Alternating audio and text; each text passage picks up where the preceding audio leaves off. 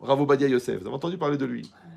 Le responsable, le grand médecin de l'hôpital de je sais pas quoi d'Adassa, il a raconté, il a dit, j'ai observé durant ma vie des différences incroyables entre les hommes. Il dit, j'ai des hommes politiques, mais il a dit même Sharon et tout ça, quand il était venu pour se faire opérer, quand il sortait de l'opération, pendant 3 heures, il était ward vaporeux, la tête en l'air, il comprenait rien, il savait pas connaître ni son nom ni son âge. Ouais. Rav Obadia, il sort de l'opération, à la seconde où il sort, donnez-moi un livre, donnez-moi un stylo, il recommence à travailler. Ta, ta, ta, ta, ta, ta. Tu dis, mais quand même, il y a l'anesthésie, il y a l'âge, il y a la fatigue, c'est une grosse opération. Ils lui ont enlevé ward un morceau comme ça de... Et le gars, il prend son stylo, il écrit. Je peux pas trop pendant le cours. Si tu la gardes pour la fin. Si elle vieillit mal, c'est qu'elle était mauvaise au départ. Vous avez compris l'idée ou non? Vous avez compris? Ça veut dire que ça, c'est des... Tu dis, mais alors est-ce qu'ils sont pas faits pareil? Est-ce qu'ils n'ont pas le même corps que nous? Non, en vérité, c'est un curseur. En haut, tu as le cerveau, en bas, tu as les pieds. En bas, tu as la matière, en haut, tu as le spirituel. En haut, tu as l'intellect, en bas, tu as la digestion. Et c'est un curseur. Les gens qui sont dans leur corps en majorité, quand leur corps est fatigué, il n'y a plus rien qui marche. Les gens qui sont dans leur tête en majorité et dans leur âme en majorité, eux, ils s'en fichent de leur corps. Il y avait un rêve, il avait un cancer dans plusieurs endroits. Tellement il l'opérait à chaque fois pour lui enlever les morceaux de tumeur, il le refermait même pas. Il lui mettait des petits scotch chirurgicaux, là. Ouais. Tu sais le niveau de fatigue du cancer. Tu sais le niveau de fatigue d'une ablation de membres. Un bout du poumon, un bout de l'estomac. Ouais. Et tous les jours, il faisait cours à la yeshiva. Le médecin, il a dit une fois, il est venu à la yeshiva, il a dit, je vous préviens, votre âme, il est mort. Je ne sais pas comment il fait, il devrait être mort.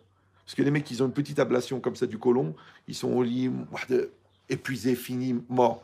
L'autre, non, il va, écoutez, j'ai chiot à midi, on fait ça vite fait, il enlève un morceau de l'estomac, hop, il lui met un bout de scotch, il repart, il refait. Et chiot profond, c'est normal.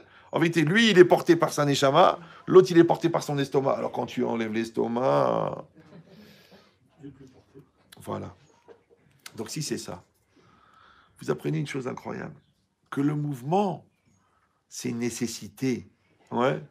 Et que si la Torah, elle te dit qu'il faut courir, qu'il faut faire vite, qu'il faut... En vérité, c'est parce que tu nourris ta personne. Je vous donne une image, parce que je ne sais pas pourquoi avec vous, le temps passe trop vite. Une personne, imaginez un carré. C'est la personne. Dedans, il y a 2 réservoirs. Un réservoir de joie, ouais, qui a été rempli par tes parents, par l'amour, par ta jeunesse, par le soleil, parce que tu habites à Marseille, parce que... Bon. Un réservoir de conscience, d'effort, ils sont reliés les deux ensemble. Et du premier réservoir d'effort, il y a 4 câbles qui sortent là-bas, c'est le système nerveux. Ça, c'est la personne. Maintenant, quand tu fais quelque chose, qu'est-ce qui se passe? Tu vas puiser dans ton réservoir de conscience, tu dis, allez, je vais, je veux, j'ai envie, je dois. Vous reverrez le cours d'hier. Tu vas puiser dans ton réservoir de joie, donc tu vas faire avec joie, parce que la chose que tu fais, tu la veux, elle a du sens, et elle te fait plaisir. C'est ce mélange-là de carburant de vie, qui s'appelle la volonté, et qui est imprégné de joie, tu la fais passer par ton système nerveux, et elle va se réaliser à l'extérieur, par le moi extérieur, sous la forme d'un acte. Vous me suivez ou non? Voilà. Maintenant, où est l'erreur fatale? Les gens ne se rendent pas compte, ce qu'on appelle l'illusion de l'éternelle jeunesse, que leur réservoir de joie, il baisse. Il baisse. Ils continuent à faire, mais sans la joie. Parce qu'ils sont fatigués, mais ils ont la conscience. C'est des parents, c'est des gens sérieux, c'est des maris, c'est des femmes, c'est des professionnels. Alors ils continuent à faire. Mais ils continuent à faire, mais sans la joie. Ils deviennent un peu des robots. Après, même le réservoir d'effort, il s'épuise. Donc il ne reste plus que le système nerveux. Donc là, le café, la cigarette et les nerfs. Et un jour, les nerfs, ils craquent. Comme je vous ai dit déjà, une pression au singulier, dépression au pluriel. Où est l'erreur? Tu ne sais pas régénérer ton réservoir de joie. Assumer de la réalité te fait devenir. Donc c'est comme si Hachem, à la naissance, il nous a tous donné un diamant brut, et nous, on passe notre vie à tailler le diamant. Maintenant, imaginez, quand l'outil... Vous savez comment on taille les diamants, non? Non? Ils ont comme ça, un rond comme ça, qui tourne, comme un espèce de tour plat, et dessus, il y a de la poussière de diamant qui est collée. Et après, ils ont un appareil, enfin un outil, qui attrape la pierre. Et puis la personne, elle va approcher, et comme ça tourne, donc au lieu de passer à la lime, ou alors tailler le diamant comme ça. Quand on dit tailler le diamant, en vérité, c'est plutôt polir le diamant, frotter le diamant. Et ben en tournant, on met le diamant. Alors maintenant, imagine maintenant, tu vois le diamant qui s'approche de la plaque qui va le tailler. De la même manière, là, la plaque, c'est quoi? C'est la réalité. Le diamant, c'est moi. Donc quand quelqu'un m'énerve, comme je vous ai déjà dit plusieurs fois, en même temps, c'est une opportunité de travailler ta patience. Donc tu vas tailler la facette patience. Ouais. Quand toi, tu te casses la tête sur un sujet, tu vas tailler la facette intelligence. Quand toi, tu as la flemme de faire quelque chose et tu es mis de gabère et tu fais l'effort, tu travailles sur le courage de le travailler, d'accord? Si toi, tu as peur de quelque chose et tu te maîtrises, tu travailles aussi ta témérité, ta capacité à lutter contre la peur. Donc, voyez que toutes ces facettes de ton diamant, et rappelez-vous que le diamant s'appelle un brillant, parce que plus il brille, plus il a de valeur. Or, plus il a de facettes, plus il a de valeur, puisque ce sont les facettes qui renvoient la lumière. Et facette en hébreu, ça dit panim. Et panim, c'est les mêmes lettres que pnim. Et pnim, c'est l'intériorité, pnimi. Donc toute ta vie, tu tailles ton diamant intérieur. Maintenant, ce que tu fais, c'est ton acte, un marassé, d'accord? Le marassé, par exemple, là, tu es en train d'expliquer pour la 8e fois à ton fils qu'il ne faut pas planter des couteaux dans l'abdomen de tes camarades de classe. C'est une image, hein? D'accord. Donc, à son niveau à lui, ce que tu fais toi, c'est du chinour. Ouais, 50 fois, enlève ton doigt de ton nez, enlève ton doigt de ton nez, enlève ton doigt de ton nez. Allez, Chaim, t'as 28 ans, tu as un chidour, enlève ton doigt de ton nez. Tu fais des recherches ou quoi? Ouais. Donc, ce que tu fais au niveau de l'autre, de l'enfant, c'est du chinour. Mais ce que ça produit chez toi, c'est de la savlanout, de la patience. Vous me suivez ou non? Donc, par rapport à lui, tu as fabriqué de l'éducation. Par rapport à toi, le retour, c'est de la patience. La prise de conscience, attention, de ce que tu deviens à travers ce que tu fais, régénère ton réservoir de joie. Vous me suivez ou non? Puisqu'on a dit tout à l'heure que la joie, c'est la satisfaction d'être, ouais. Maintenant, cette satisfaction, elle est éphémère. Pendant 2 secondes, tac. Mais si toi, tu en prends conscience, tu dis, oh, j'ai fait cela, je suis devenu cela, j'ai amélioré cela.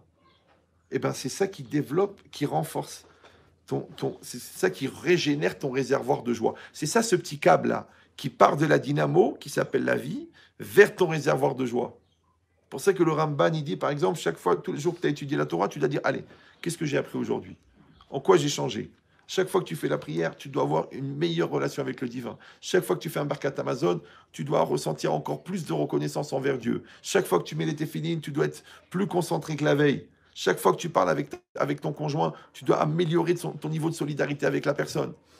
Mais si tu dis, bon, tu sais, on parle, on mange, on dort, on meurt. Mais t'es quoi? T'es un bovin? Après, les gens ils disent, je comprends pas, ma vie ne me nourrit pas, puis je suis pas bien, et je suis obligé de prendre du Tranxène et du Prozac et du... Alors, je vous dis pourquoi.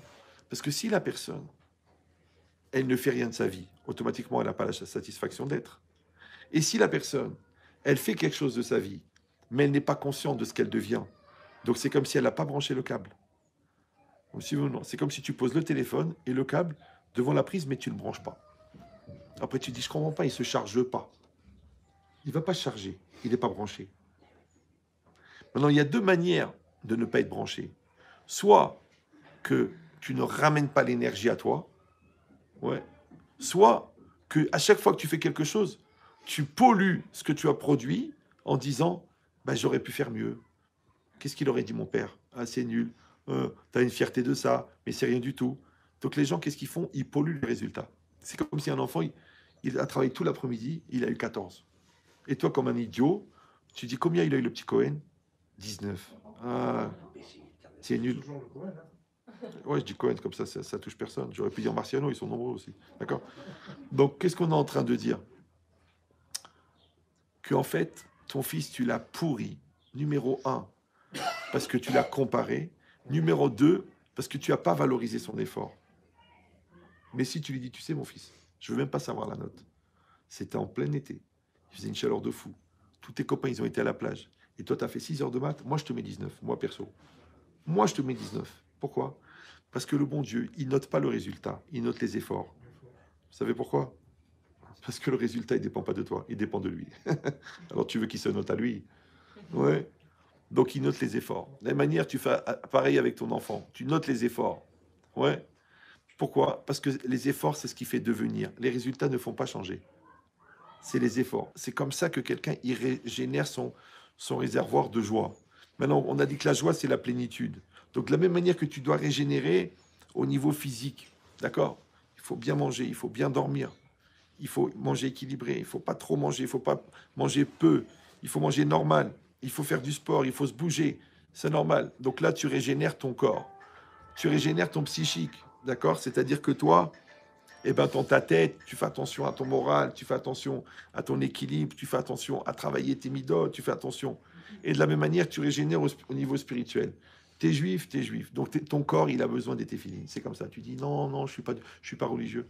Ton corps, il a besoin des téphilines. Ton corps, il a besoin du Shabbat. Ton corps, il a besoin de la cache-route. C'est comme ça. On n'est pas fait pareil, qu'est-ce que je te dis? Ils comprennent pas les gens. Ils disent ouais, mais eux, ils mettent pas les téphilines, ils vont très bien. Mais c'est normal, ils en ont pas besoin. Mais toi, tu en as besoin. Donc il faut que tu les mettes. Et si tu les mets pas, il va y avoir une carence.